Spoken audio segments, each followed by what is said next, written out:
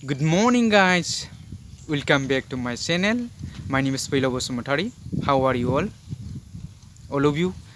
Okay, thank you very much. So maybe fine. Okay. So today दिनै जाय आं नोंथांमोननि सिगाङाव गोदान मोनसे टपिक लानानै फैलायबाय लोगो नोंथांमोन। दिनैनि जि टपिकआ गर्लफ्रेन्ड और वाइफ एन्ड बयफ्रेन्ड और हासबेन्ड बिनि सोमोन्दै आं नोंथांमोननि सिगाङाव फोरमायनो सानदों। स' भिडिअखौ स्क्रिप्ट खालामालासिनो दानालासिनो बिगिनिं टु इन्डिं जागायनायनिफ्राय लानानै जोबजासिम नायलांगोन होननानै आं आसा खालामलायबाय। आरो नोंथाङा जुदि आंनि चेनेलाव दिनैसो गोदानबा भिडिअखौ साबस्क्राइब खालामनानै लादो आरो लाइक खालामदो आरो कमेन्ट खालामदो आरो हायोब्ला हागौमानि लोगोफोरनो शेयार खालामनानै होदो लोगो नोंथांमोन। मोनसे खोथा लोगोफोर, स' नोंथाङा जुदि खास फ्रेन्ड असे लोगोबा गोसो सिंनि माखासे थार फिननायखौ होनो हायै जाहैदों, शेयार खालामनो हायै जाहैदों लोगोफोर। मिथिबायना? स' नोंथाङाबो लोगोफोरनो हायोबा हागौमानि शेयार खालामनानै होदो लोगो नोंथांमोन। अके, दानिया फैदो मेन आयदायाव। स' गर्लफ्रेन्ड और वाइफ एन्ड बयफ्रेन्ड और हासबेन्ड। स' एसे डिफारेन्स जायो लोगोफोर। स' बे समाव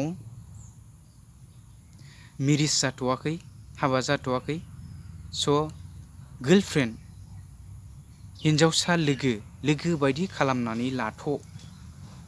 हौवासाफोरखौबो होनाखै, स' हिन्जावसाफोरखौबो होननाय जादों।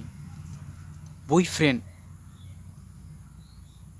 हौवासा लोगो बायदि खालामनानै लाथ'सो होननाय जादों होननानै आं सानो लोगो नोंथांमोन।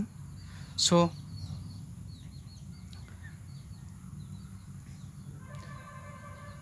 न' डाउट आं बुङाखै लाभ माने मोजां मोनलायनो नाङा, बेफोरबायदि मोजां मोननो नाङा होननानै आं बुङाखै लोगोफोर। स' आं बे बाथ्राखौ नोंथांमोननि सिगाङाव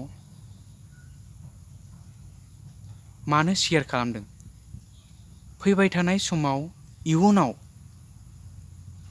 बायसान्सआव जुदि ब्रेकआप जायोब्ला, बायसान्स होनदों दे लोगोफोर, डन्ट डु और डाइ फर गर्लफ्रेन्डनि थाखाय सुइसाइड खालामनानै दाला, जिउखौ फोजोबनानै दाला लोगोफोर। स' हिन्जावसाफोरखौबो होनदों डन्ट डु और डाइ फर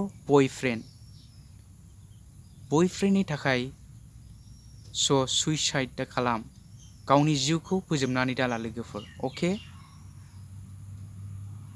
बायसान्ससो होनदों खिन्थु लोगोफोर, ब्रेकआप जायोबासो होनदों।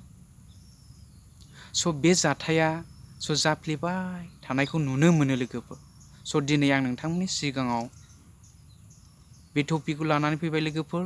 स' बे टपिकनि सायाव नोंथांमोना माबायदि मोनदों? आंनि कमेन्ट बक्सआव फोरमायहरदो लोगो नोंथांमोन। स' थेंक्स फर वाचिं। बाय बाय लोगोफोर, खुलुमबाय।